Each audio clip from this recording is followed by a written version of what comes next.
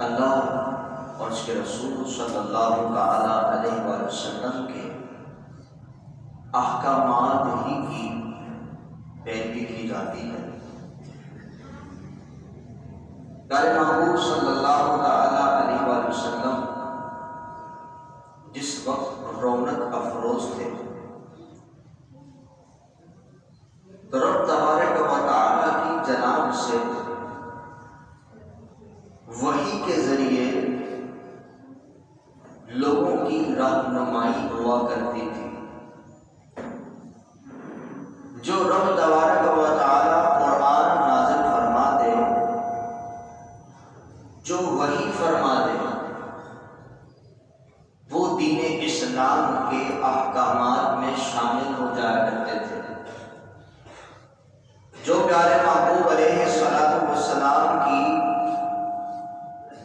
زبان حق کے ترجمان سے جاری ہو جائے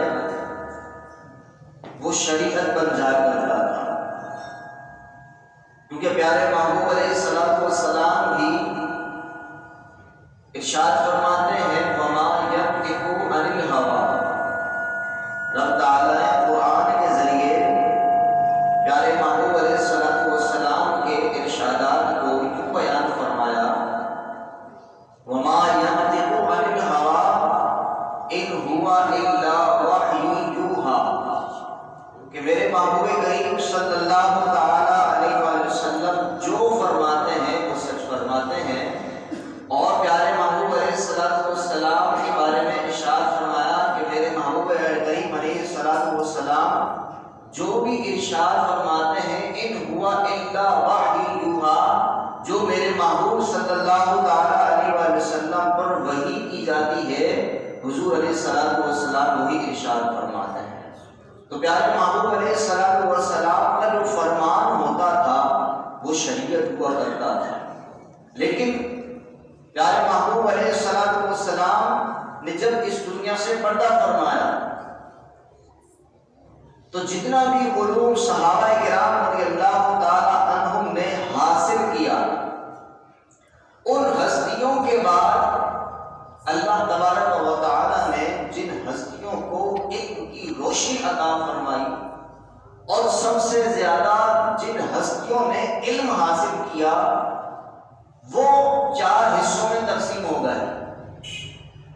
ان میں سے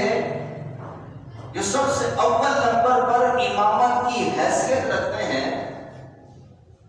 وہ ہستی حضرت سیدنا امام اعظم ابو حنیفہ رحمۃ اللہ تعالی علیہ کی ذات گرامی ہے،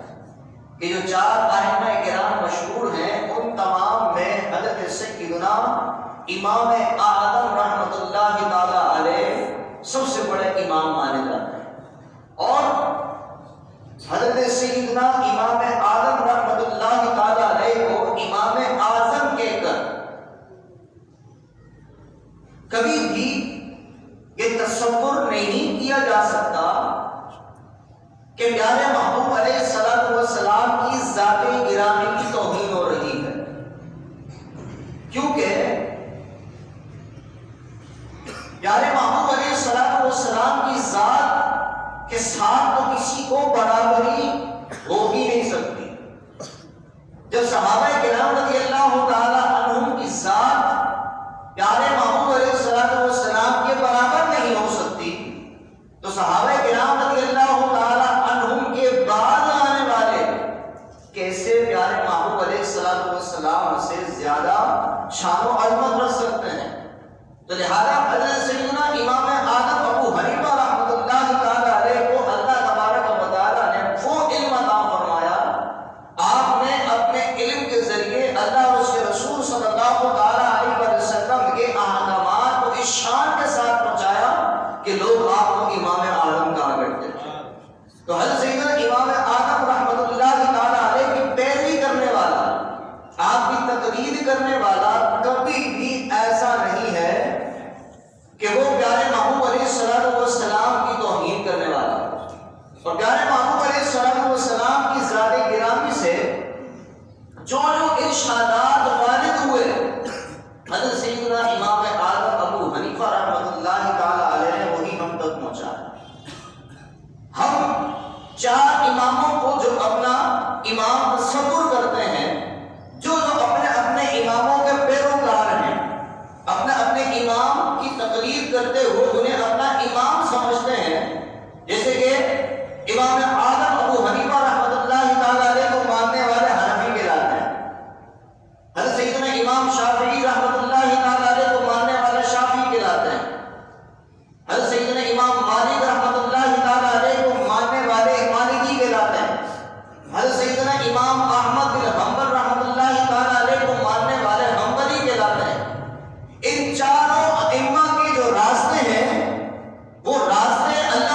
رسول صلی اللہ علیہ وسلم تک ہی پہنچتے ہیں۔ ایسا ہرگز نہیں ہے، کیونکہ لوگوں نے تصور دینا شروع کیا کہ جناب کسی کو بھی اپنا امام ماننا یہ شرک ہے، تقلید کرنا، کسی کی پیروی کرنا یہ شرک ہے، لہذا کوئی امام نہیں ہے۔ تو لہذا ایسے لوگوں کے وسوسے میں آنے کی حاجت نہیں ہے، کیونکہ یہ امام اپنی پیروی نہیں کرواتے۔ یہ جو بھی چار ائمہ ہیں، ان تک جو جو احادیث پہنچی، انہوں نے اس کے مطابق اپنے اپنے مسائل کو بیان کیا، اور صرف ان چاروں ائمہ کرام میں جو اختلاف تھا وہ مسائل کا تھا۔ عقائد میں یہ تمام کے تمام ائمہ کرام متفق تھے، ان میں جو فرق تھا وہ مسائل میں تھا، اور جس امام تک جو جو حدیث پہنچی اس کے مطابق عمل درآمد کیا گیا ہے۔ تو لہذا ان کی پیروی کرنے والے حقیقت میں ان کی پیروی نہیں کر رہے، بلکہ یہ ائمہ کرام قرآن کی آیات سے مسائل کو ثابت کر کے ہمیں بتاتے ہیں، احادیث طیبہ سے مسائل اخذ کر کے ہمیں بتاتے ہیں، اور ہمارے اندر اتنی طاقت و استطاعت نہیں ہے، ہمیں تو قرآن کی آیات کا ترجمہ بھی نہیں معلوم، احادیث طیبہ عربی میں موجود ہیں، ہمیں عربی آتی ہی نہیں ہے، عربی میں قرآن کی آیات پڑھی جائے، احادیث پڑھی جائے، ہمیں اس کے معنی و مفہوم معلوم ہی نہیں ہے، تو جناب ہم اللہ اور اس کے رسول صلی اللہ علیہ وسلم کے احکامات پر کیسے چلیں گے؟ ہمیں کسی نہ کسی کی محتاجی ہوئی، لہذا اس محتاجی کو دور کرنے کے لیے رب تبارک و تعالیٰ نے قرآن میں حکم نازل فرما دیا، فَاسْأَلُوا أَهْلَ الذِّكْرِ إِن كُنتُمْ لَا تَعْلَمُونَ۔ اگر تمہیں علم نہیں ہے تو علم والوں سے پوچھو، علم والوں سے سوال کرو، وہ تمہیں اس کا جواب دیں گے، تمہارے علم میں اضافہ ہوگا۔ تو لہذا لوگوں کا جو مرجع اور مرکز بنا وہ حضرت سیدنا امام اعظم ابو حنیفہ رحمۃ اللہ تعالیٰ علیہ کی ذات بنا، کیونکہ چاروں ائمہ کرام میں آپ کی خصوصیت یہ ہے کہ آپ رحمۃ اللہ تعالیٰ علیہ تابعی بھی ہیں، اور تابعی وہ ہوتا ہے کہ جو ایمان کی حالت میں کسی صحابی رسول رضی اللہ تعالیٰ عنہ کی زیارت کرنے والا ہو، ایسے شخص کو تابعی کہا جاتا ہے۔ اور چاروں ائمہ کرام میں آپ کو یہ فضیلت حاصل ہے کہ آپ رحمۃ اللہ تعالیٰ علیہ نے صحابہ کرام رضی اللہ تعالیٰ عنہم سے ڈائریکٹ حدیث رسول کی سماعت کی ہے، اس لیے آپ کو بڑا مرتبہ ہے، آپ کو سارے اماموں میں امام اعظم کہا جاتا ہے۔ تو لہذا ہم جس بھی امام کی پیروی کرنے والے ہیں وہ حقیقت میں پیروی اللہ اور اس کے رسول صلی اللہ تعالیٰ علیہ وسلم ہی کی ہوتی ہے، اور جو لوگ تقلید کی مخالفت بھی کرتے ہیں وہ لوگ بھی اپنے علماء کے پاس تو جاتے ہوں گے، ان کے اندر بھی تو اتنی قدرت و استطاعت نہیں ہے کہ جناب اپنے پیروکاروں کو، اپنے ماننے والوں کو، جن کو بہکا دیا، جن کو وسوسوں میں ڈال دیا، ان کو ڈائریکٹ قرآن ہاتھ میں دے کے جناب لو قرآن پڑھو اور ڈائریکٹ عمل کرنا شروع کر دو۔ ہمیں تو جو نماز ہم پڑھتے ہیں، ہمیں نماز کا ترجمہ نہیں آتا ہوگا، قرآن کا ترجمہ تو دور کی بات ہے، احادیث رسول کا ترجمہ تو دور کی بات ہے۔ ایک مشکل الفاظ میں اگر ترجمہ اور احادیث طیبہ بیان کر دی جائے تو ہمیں اس کا علم نہیں ہوتا، ہمیں سمجھ میں نہیں آ رہی ہوتی، ہمیں کسی نہ کسی عالم دین کی ضرورت پڑتی ہے، ہم اس سے اس مسئلے کو سمجھ کر عمل کرنا شروع کرتے ہیں۔ تو لہذا ہم جس بھی امام کی پیروی کرنے والے ہیں بلا جھجک پیروی کریں، کیونکہ ہمارے اندر اتنی استطاعت نہیں ہے کہ ہم قرآن و حدیث سے مسائل کو اخذ کر کے عمل پیرا ہو سکیں۔ تو لہذا حضرت سیدنا امام اعظم رحمۃ اللہ تعالیٰ علیہ کا جو بڑا مرتبہ ہے، مقام ہے، آپ رحمۃ اللہ تعالیٰ علیہ کی سیرت طیبہ بھی اسی شان والی ہے۔ آپ رحمۃ اللہ تعالیٰ علیہ نے 30 سال تک مسلسل روزے رکھے، 30 سال تک مسلسل آپ نے روزے رکھے، اور 30 سال تک آپ نے اس شان کے ساتھ رب تعالیٰ کی عبادت کی کہ روزانہ ہر رکعت میں ایک مرتبہ قرآن پاک ختم فرمایا کرتے تھے۔ آپ رحمت اللہ تعالی علیہ نے 45 سال تک عشاء کے وضو سے فجر کی نماز ادا فرمائی۔ آپ کو یہ انداز دیکھ کر لوگوں نے مشہور کر دیا کہ جناب